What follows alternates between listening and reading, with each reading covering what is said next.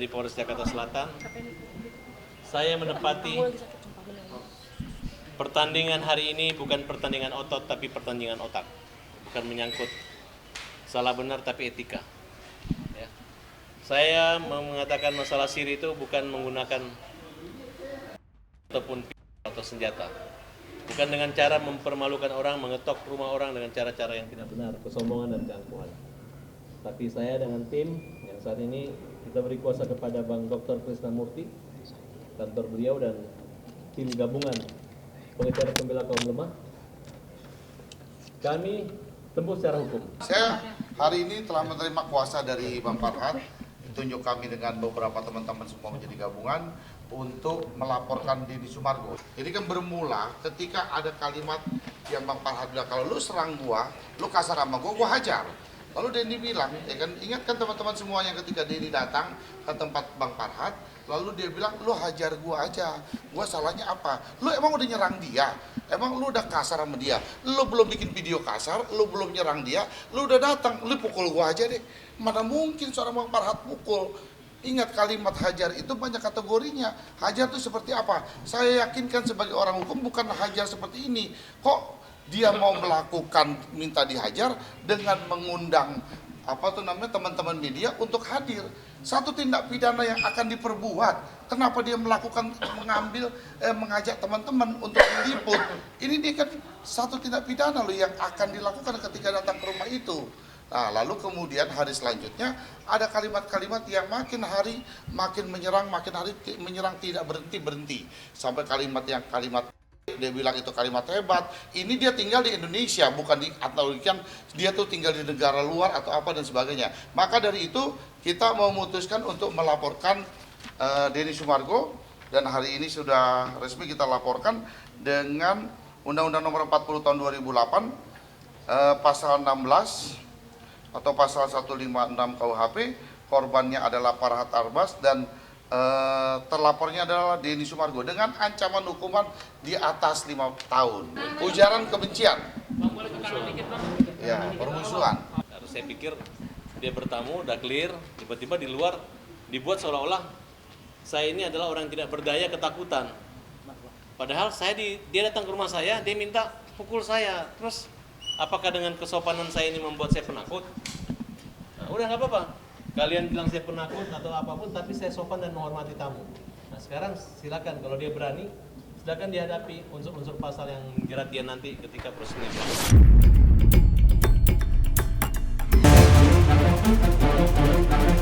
Damai aja, ngapain menimbulkan peperangan seperti itu, tidak ada manfaatnya juga sih. Sudahlah, yang sudah-sudah, jangan memperpanjang. Semakin kita memperpanjang itu kan semakin tidak baik ujungnya nanti. Jadi tadi kita sudah ke kantor Humas dengan BPJS daripada Cipto. Dia menerangkan ada Perpres tahun 59 tahun 2004. Jadi di pasal 14 poin R bahwa dikatakan korban kecelakaan atau korban penganiayaan ya kan, yang mengalami kriminalisasi atau bagaimana seperti Agus ini tidak dijamin oleh negara. Jadi untuk teman-teman sahabat-sahabat semua akan jelas ya bahwa Agus tidak dijamin oleh BPJS melalui Perpres nomor 59. Artinya kan bahwa Agus berharap sekali uang donasi yang diberikan kemarin yang telah ditransfer ke Novi, transfer ke Novi ini untuk pengobatan Agus. Nah justru saya dari 5 hari yang lalu kan jelas minta kepada Novi untuk penjelasan yang seperti dikatakan Novi, adanya uang masih ada di Novi dan fokusnya ke pengobatan Agus. Saya minta jelas aja lah, kita ketemu duduk yang jelas seperti apa. Kalau memang udah nggak sejalan, udah memang nggak sekapal, udah nggak seperti searah terkait uang itu, ya kami akan upayakan dengan cara lain bagaimana pengobatan Agus ini bisa berjalan. Yang pasti kami ingin tahu dulu kejelasan uangnya Agus ini seperti apa. Untuk case-nya Bapak Agus Halim, kami sudah clear, artinya sesuai peraturan Perpres ya, Perpres nomor 59 tahun 2024. Bahwasannya hal-hal yang tidak dijamin yaitu tadi penganiayaan, Kecelakaan, tindakan terorisme dan lain-lain itu tidak dijamin. hal ini bukan dari BPJS. Dari apa Justru, sendiri? ya kan kami akan cover semuanya. Ya kan saya akan cover pengobatannya Agus. Maka justru saya minta kejelasan Novi karena uangnya yang donasi masuk ke Agus ini kan udah ditransfer balik ke berapa kemarin? 1,3 ya? Ya 1,3 M. Saya minta jelas-jelas aja lah. Jangan kayak berbalas pantun sana, pantun sini, pantun apa. Duduk bareng kapan jelasnya, ya kan uang ini. Perjelas saja. Kalau misalkan, oh uang ini saya nggak mau buat pengobatan Agus, ya udah kita bilang jelas. Saya akan upayakan uang pengobatannya Agus. Mbak Novi itu kan dia secara tidak langsung kan dia entrepreneur dan juga YouTuber yang dimana dia dipercaya oleh publik dengan perkataan-perkataan atau konten-konten yang dia buat. Tapi dengan adanya kejadian seperti ini, apakah bisa dipertanggungjawabkan perkataan-perkataan dia yang sebelumnya? Apakah masyarakat masih percaya? Publik masih percaya dengan dia? Ya sebetulnya kasus ini kan simpel, bukan dari kami yang untuk memperpanjang kasus ini. Seakan-akan kami kan seperti ini kondisi yang membuat kasus ini menjadi panjang. Seharusnya dari dia untuk membuka hati nuraninya.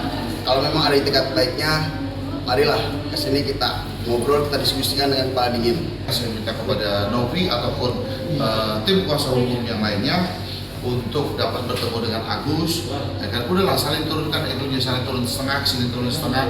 Pasti akan ada titik baik, titik ketemunya dengan kondisi yang baik. Nah, saya juga minta ketegasan hati bahwa apa? Kalau misalkan uang ini kami yang dapatkan, lalu uang ini kami tidak mau melakukan lagi pengobatan untuk Agus. Asal ada jelas begitu, saya akan upayakan untuk pengobatan Agus. Udah gitu aja lah, nggak usah pusing-pusing jadinya.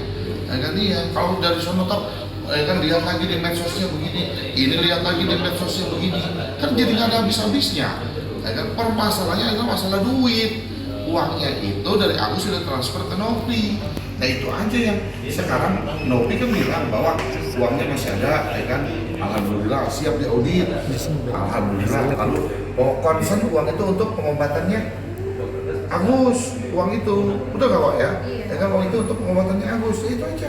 Kapan duduknya nih? Udah hari kelima nih saya minta dari mulai bertemu dengan Agus.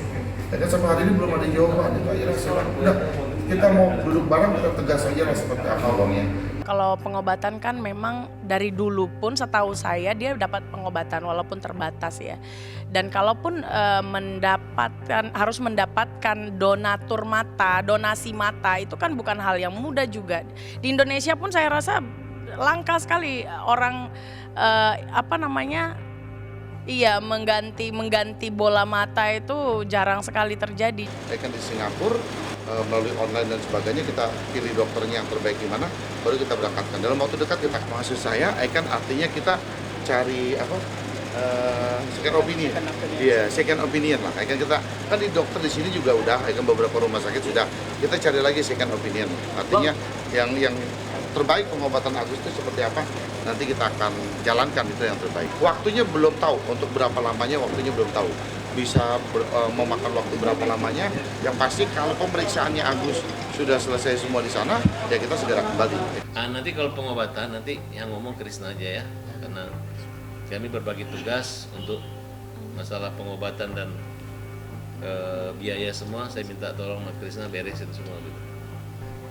Karena kalau semua saya urus semua, saya pusing gitu kan. Tapi yang penting ada salah satu yayasan juga harusnya ketemu kemarin karena hujan akan menanggung sepenuhnya biaya pengobatan Agus. Kami dapat juga. Jadi tenang aja Gus. Walaupun uangmu sekarang di tangan orang, tapi tangan Tuhan tetap mengisi kantong dan kesehatan Gus ya. Hebat ini Agus nih. Tepuk tangan dulu dong buat Agus.